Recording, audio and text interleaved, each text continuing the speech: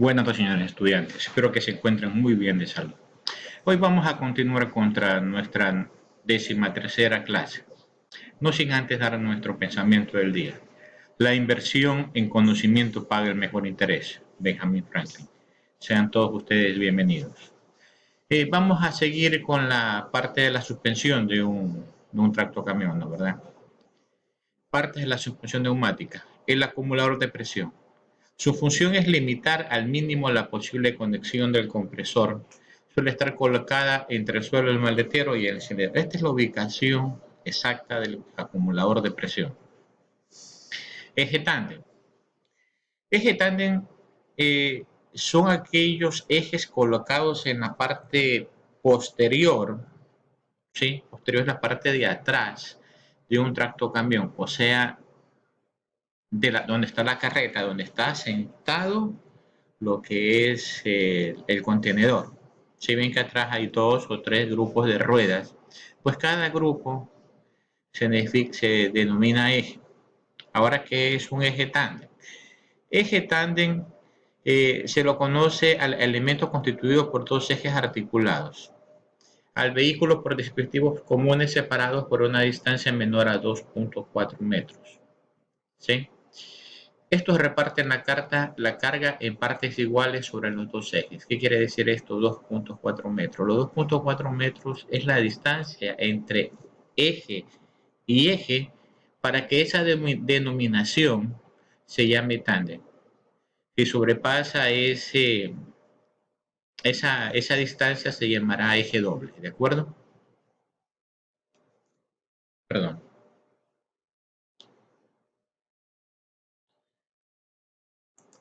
Eje trident. Se denomina al eje trident al elemento constituido por 3 ejes articulados al vehículo por dispositivos comunes separados por una distancia de 2.4 metros. Señores estudiantes, es igual que la anterior. ¿De qué estamos hablando? De la separación que existe entre cada eje longitudinalmente, hablando de la parte de atrás de la carreta. ¿Sí? Recuerden que estos no son ejes motrices, sino son ejes de arrastre. ¿Ok? ¿Por qué? Porque están en un semirremolque. Continuemos. La suspensión. Los elementos de la suspensión son los encargados de mantener el contacto entre el neumático y el suelo y controlan la estabilidad del conjunto. Verá, el elemento del vehículo que está en contacto con la calzada se denomina neumáticos y al estar en contacto en primera parte con estos se refiere a que son parte principal de la suspensión. Es el primer elemento de la suspensión del vehículo. El término suspensión se refiere al conjunto de componentes que conectan las ruedas, o sea, el chasis al vehículo, permitiendo el movimiento relativo entre ambos. La suspensión está constituida por un sistema de resortes metálicos, ¿sí? O de goma magnéticos que aíslan la regularidad de la carretera a la carrocería, cuyas oscilaciones son detenidas por medio de amortiguadores, generalmente hidráulicos, que transforman la energía cinética en calórica. Adicionalmente, cuentan con un conjunto de elementos estructurales encargados de accionar resortes y amortiguadores guiando las ruedas en recorrido. Este conjunto de elementos pueden diseñarse de muy distintas maneras, dando lugar a los diferentes tipos de suspensión. Ahora vamos a ver lo que son los elementos de la suspensión. Muelle. El muelle es encargado de mantener la altura de la carrocería sobre el suelo y de absorber las irregularidades del asfalto.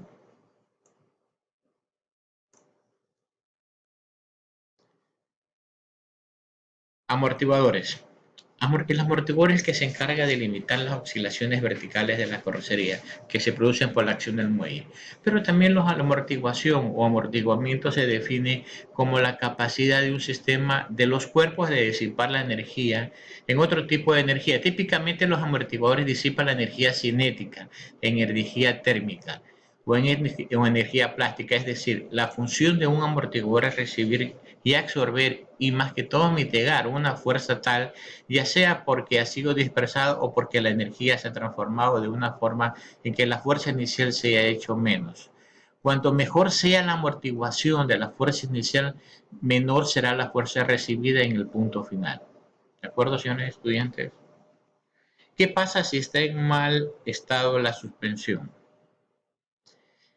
Cuando está en mal estado la suspensión, pues esta afecta la estabilidad del vehículo. Vamos a estarnos inclinando hacia un lado o hacia el otro, dependiendo qué parte del derecho o izquierda del vehículo está dañada.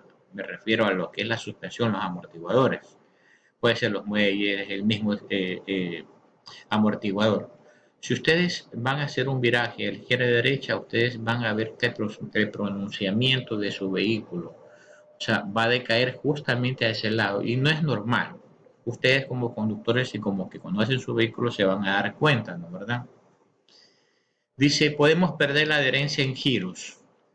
Al nosotros no tener bien los amortiguadores, la distancia de frenado se va a incrementar, ¿de acuerdo? En un 35%. ¿Se imaginan? Eh, si necesitamos frenar en 10 metros, vamos a frenar en 13.5. ¿Ok?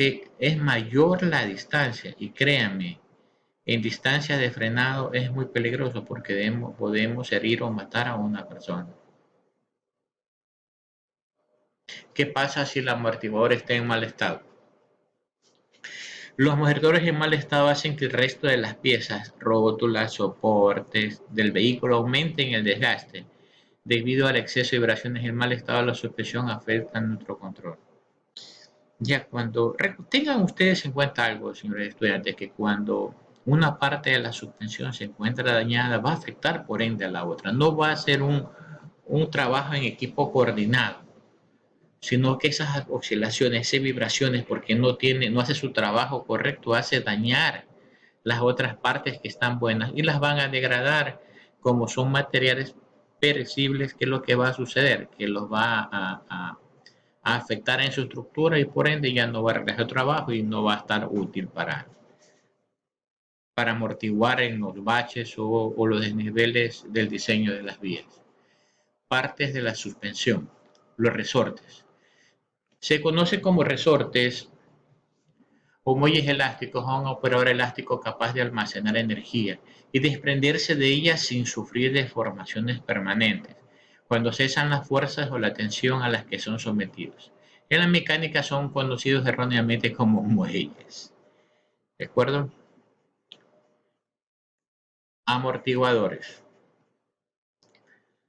Los amortiguadores tienen la finalidad de frenar las oscilaciones bruscas que realizan los resortes, oponiéndose a sus movimientos mecánicos, discos de fricción, hidráulicos o actuales. Barras estabilizadoras. ¿Qué es la barra estabilizadora? La barra estabilizadora es un componente de la suspensión de un vehículo diseñada para permitir y solidarizar el movimiento vertical de las ruedas opuestas, minimizando con ello la inclinación lateral que sufre la carrocería de un vehículo cuando es sometido a las fuerzas centrífugas, especialmente en las curvas. Cuando usted se desliza por las vías, por el asfalto, ¿cuál es la función de esta barra estabilizadora? Es que usted no se incline mucho hacia un lateral cuando usted va a tomar una curva. Cuando usted se inclina demasiado, eso lo puede hacer perder la trayectoria de la curva. Por ende, se va a salir de la misma.